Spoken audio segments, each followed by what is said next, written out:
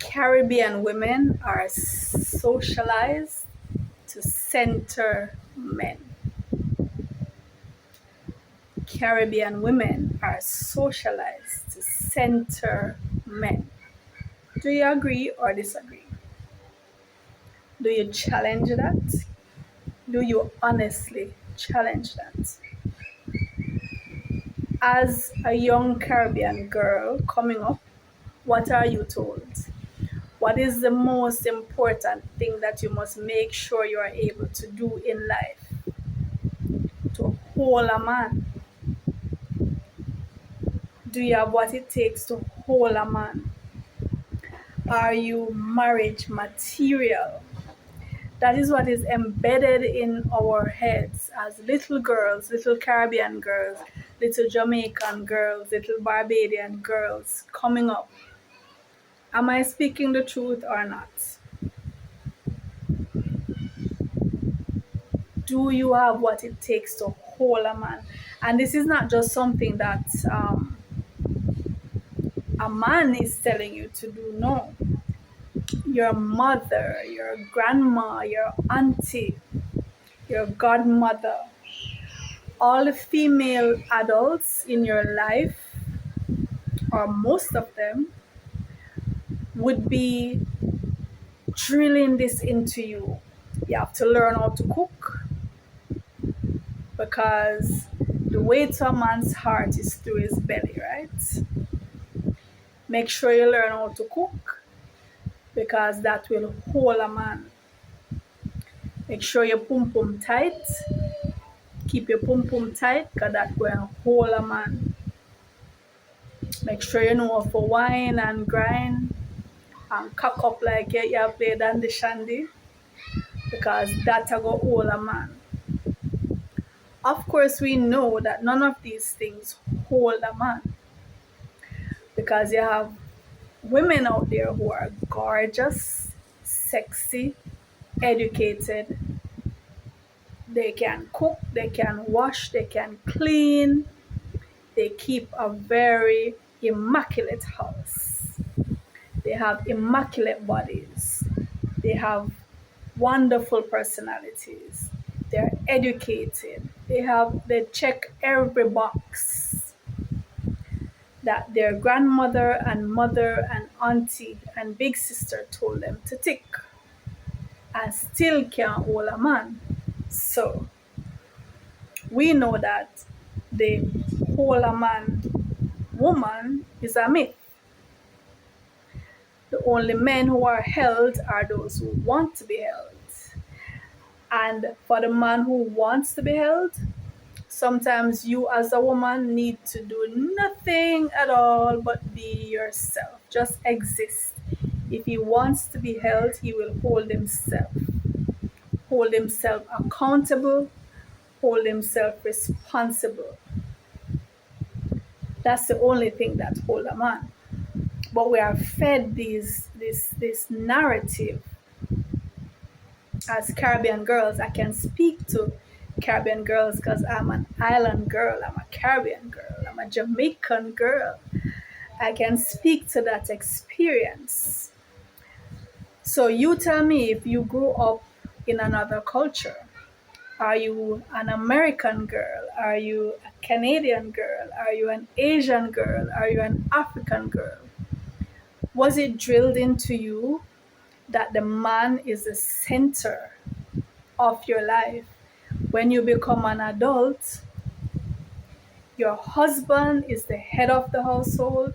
He's the one who makes the ultimate decisions.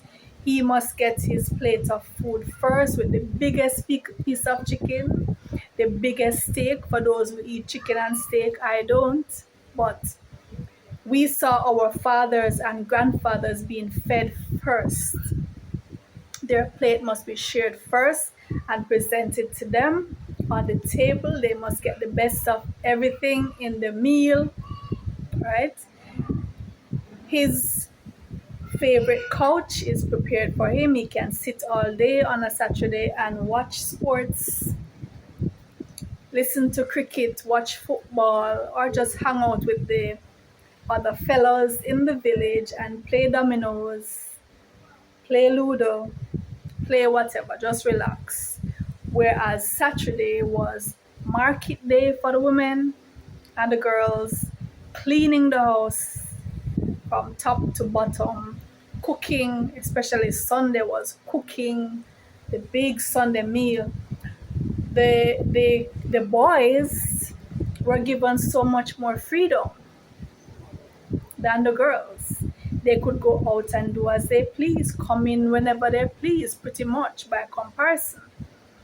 The girls had to be in by a certain time, had to even serve the boys in preparation for his role as the head of the household when he becomes older. So, yes, in my village, in my community, in my Jamaica growing up, the man was the center and still is.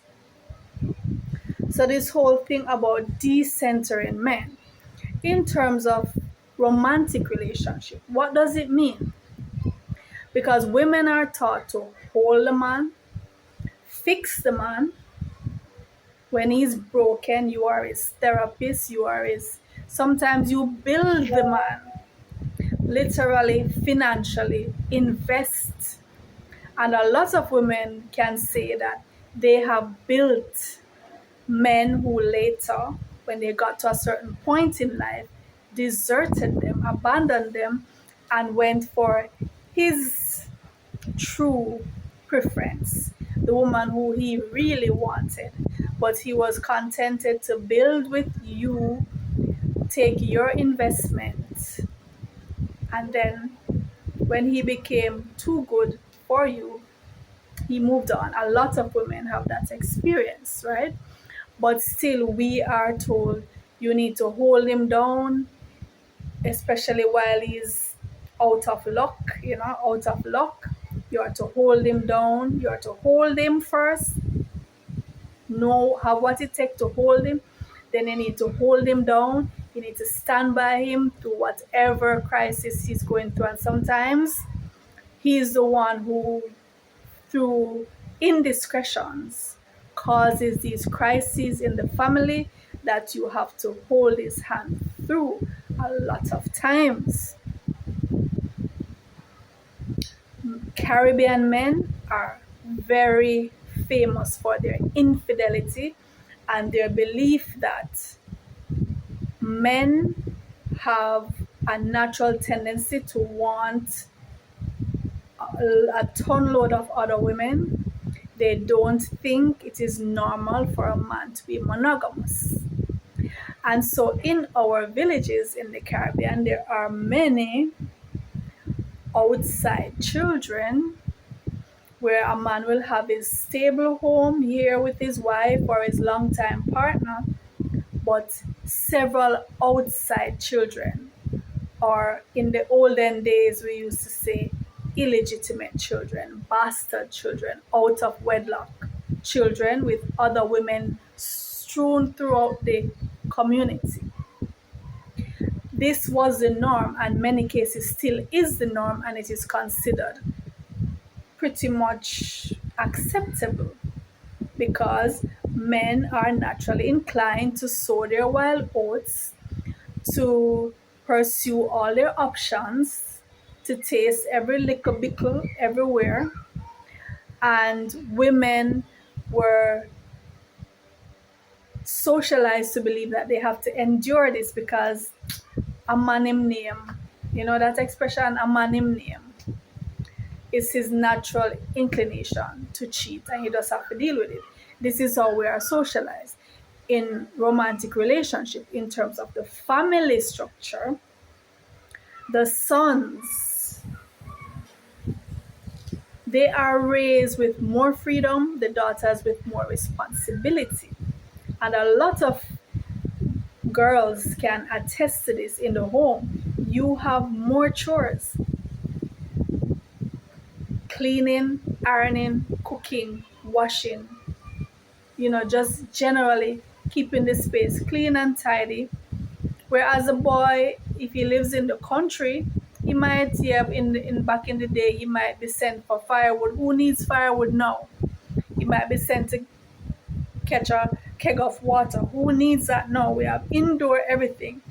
But the girls are still expected to do all these household chores where the boys, like their dads, just lie about and play video games and do whatever.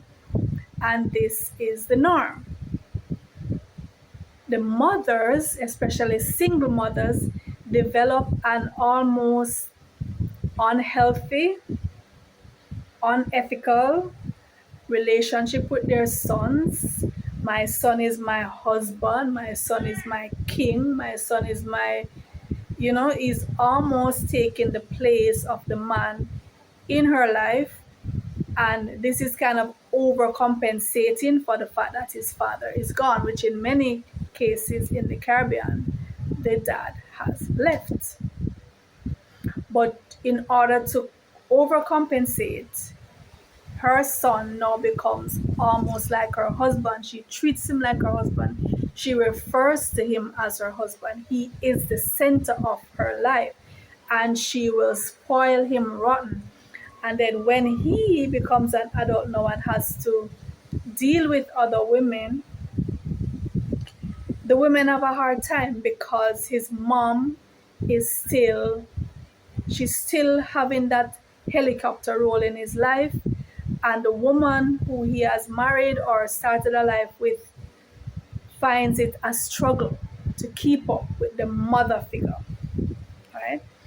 The church also, the Caribbean church, has played a huge role in establishing this notion that men are to be the center of women's life.